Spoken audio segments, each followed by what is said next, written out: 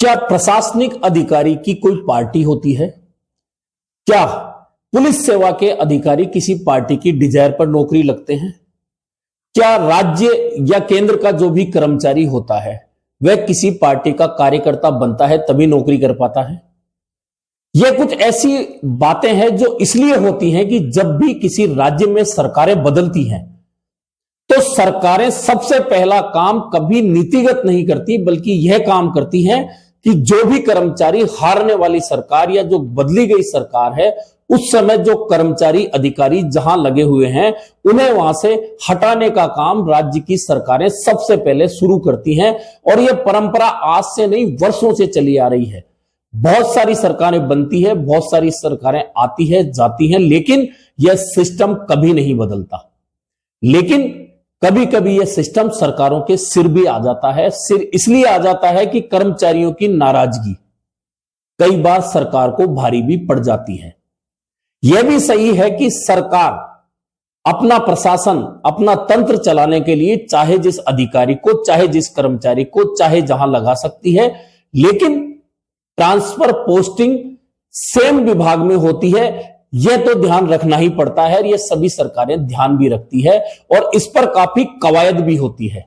लेकिन राजस्थान में इस बार बनी भाजपा सरकार में बड़ी अजीब स्थिति बनी हुई है। प्रशासनिक तंत्र बदला जा रहा है और ऊपर से नीचे तक लेकर तबादले रोजाना होते रहे हैं पिछले 4 दिन पहले तक। लेकिन जब भी तबादले होते हैं तो सरकारें प्रशासन को लेकर फीडबैक के आधार पर तैयार करती है एक सूची, और उसके आधार पर किस अधिकारी को कहां काम लिया जा सकता है, किस अधिकारी को नहीं लिया जा सकता, उस आधार पर ट्रांसफर पोस्टिंग होते हैं। लेकिन वर्तमान सरकार की स्थितियां यह है कि अधिकारी कर्मचारियों के ट्रांसफर पोस्टिंग की बात तो छोड़ दीजिए, यहां तो मंत्री और मुख्यमंत्री, उप मुख्यमंत्रियों तक के स्टाफ को लेकर बड़ी अजीब स्थिति बनी हुई है। अब आप देख लिए, जिस राज्य में 2 महीने में किसी उप मुख्यमंत्री के स्टाफ को 3 बार 4 बार बदल दिया जाए तो समझ सकते हैं कि वहां प्रशासनिक तंत्र की स्थिति कैसी बनी हुई होगी। ऐसे में अब जब कर्मचारियों के ट्रांसफर बड़े स्तर पर किए गए हैं, पूरे राजस्थान में किए गए हैं, सिर्फ शिक्षा विभाग को छोड़कर, तो अब कर्मचारी और राज्य सरकार के बीच में टकराव की स्थितियां बनती नजर आ रही हैं। और इसलिए नजर आ रही है कि बहुत सारे कर्मचारी संगठनों ने सरकार को, मंत्रियों को ज्ञापन देकर ट्रांसफरों की ये स्थिति से अवगत करा दिया है कि जिस तरह से ये ट्रांसफर हुए हैं वह नीतिगत रूप से सही नहीं है। यदि इनको ठीक नहीं किया गया तो ना सिर्फ प्रशासनिक काम प्रभावित हो सकता है, बल्कि कर्मचारी बड़ा कदम भी उठा सकते हैं। बड़ा कदम हड़ताल का भी हो सकता है, आंदोलन के और तरीकों का भी हो सकता है। अब ऐसी स्थितियां क्यों बनी?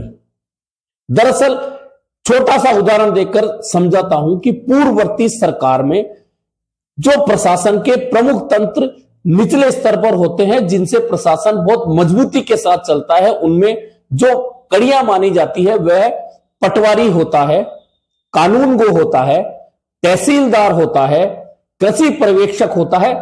यानी कि यह जो पद होते हैं वे ऐसे पद होते हैं जिनसे जिले का पूरा प्रशासन लगभग चलता है, क्योंकि ग्राउंड रिपोर्ट या ग्राउंड का वर्क यह लोग करते हैं। यह पद जो होते हैं पटवारी, कानूनगो, कृषि पर्यवेक्षक, तहसीलदार, यह लोग ग्राउंड पर वर्क करके जिला प्रशासन को रिपोर्ट देते हैं और जिला कलेक्टर के माध्यम से वह स्थितियां सरकार तक पहुंचती है, फीडबैक पहुंचता है कि किस जिले में क्या स्थितियां बनी हुई है।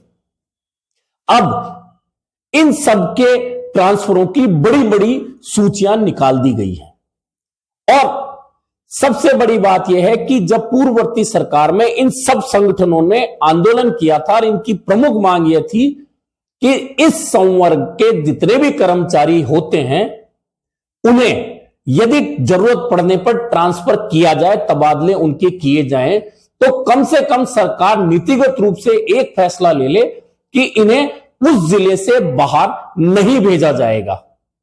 और इस बात पर पूर्ववर्ती सरकार में सहमति भी बनी थी, लेकिन आचार संहिता लगी, चुनाव हुए और सरकार बदल गई। कांग्रेस की सरकार जो पूर्ववर्ती थी हार गई और अब भाजपा सरकार आ गई। लेकिन अब इस संवर्ग के तमाम कर्मचारियों के तबादले बड़ी संख्या में हुए हैं और सिर्फ तबादले नहीं हुए हैं।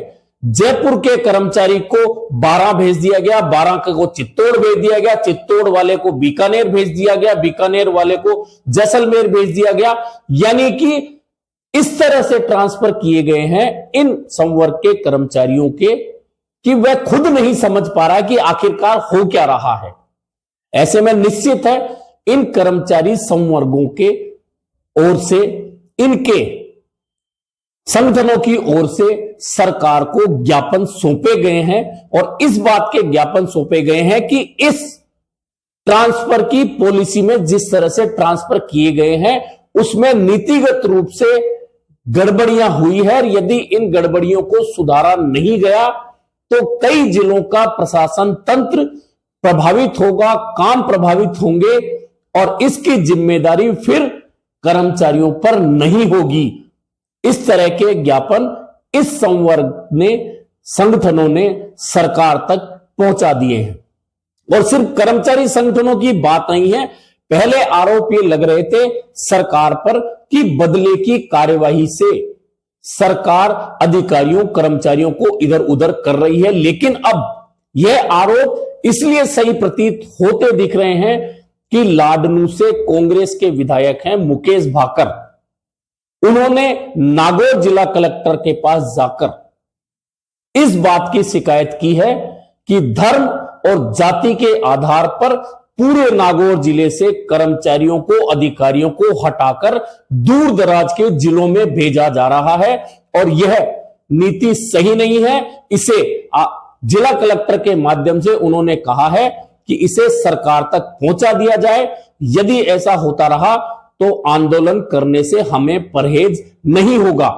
और दूसरी ओर इस बात को लेकर सोशल मीडिया पर एक सूची आई है जिसे देखेंगे तो एक जाति को टारगेट करके वहां से हटाने का आदेश जैसे एक साथ निकला हो, यह प्रतीत होता है। यह सूची जो सामने आई है राजस्थान विश्वविद्यालय छात्र संघ के अध्यक्ष निर्मल चौधरी ने एक्स पे डाली है और उस सूची की खासियत यह है कि वह सूची है तारानगर विधानसभा क्षेत्र में लगे अधिकारी कर्मचारियों की।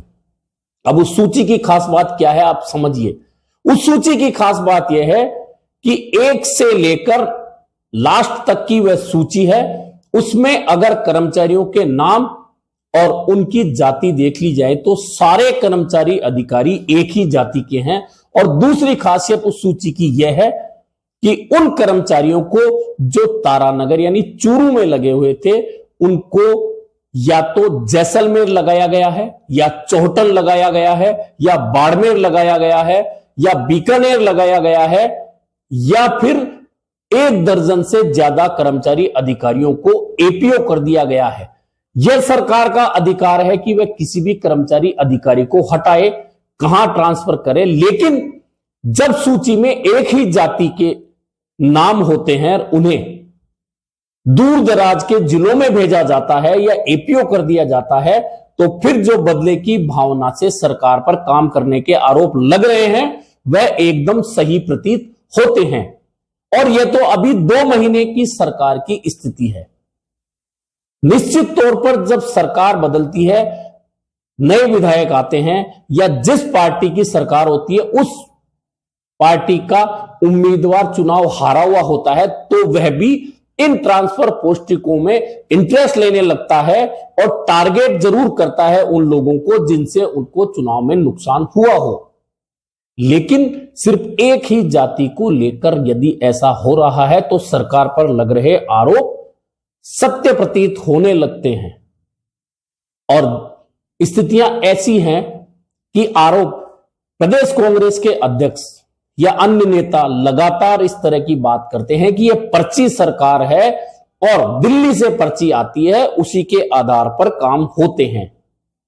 अब जब इस तरह की सूचियां बाहर आए कि एक ही जाति के अधिकारी कर्मचारियों को उठाकर दूर दराज के जिलों में भेज दिया जाए या एपीओ कर दिया जाए, तो फिर क्या कांग्रेस की ओर से लगाए जाने वाले आरोप सही माने जा सकते हैं? एक विधायक जाकर जिला कलेक्टर को आंदोलन की धमकी देता है कि एक ही धर्म जाति के लोगों को टारगेट करके दूसरे जिलों में भेजा जा रहा है, दूर दराज के जिलों में भेजा जा रहा है, परेशान किया जा रहा है, तो क्या पर्ची सरकार के आरोप सही हैं? कुल मिलाकर 2 महीने पुरानी भाजपा सरकार में ट्रांसफर पोस्टिंगों को लेकर आप सचिवालय में जाकर देख सकते हैं, आप मंत्रियों के घर जाके देख सकते हैं, आप विधायकों के निवास पर जाके देख सकते हैं कि किस तरह से भीड़ उमड़ रही है। ट्रांसफर हो गए, अब कैंसिल कराने की स्थितियां यह हैं, नाम किसी का नहीं बताया जाता राजनीति में, लेकिन मंत्री विधायक आपस में चर्चा यही कर रहे हैं कि मैं कुछ नहीं कर सकता। जब विभाग का मंत्री यह कहता है तो आखिरकार फिर कर कौन सकता है? यानी कि स्थितियां सरकार में अच्छी नहीं है, और यदि कर्मचारियों में यह आक्रोश पनपा है और कर्मचारियों के ज्ञापन सरकार तक गए हैं, और यदि उन ज्ञापनों पर अब कार्रवाई नहीं होती, जिस तरह का आक्रोश कर्मचारियों में दिख रहा है, अगर वह लोकसभा चुनाव से पहले सड़कों पर आया या आंदोलन का रूप लेने लगा, तो निश्चित मानिए सरकार के लिए परेशानी तो खड़ी हो ही सकती है।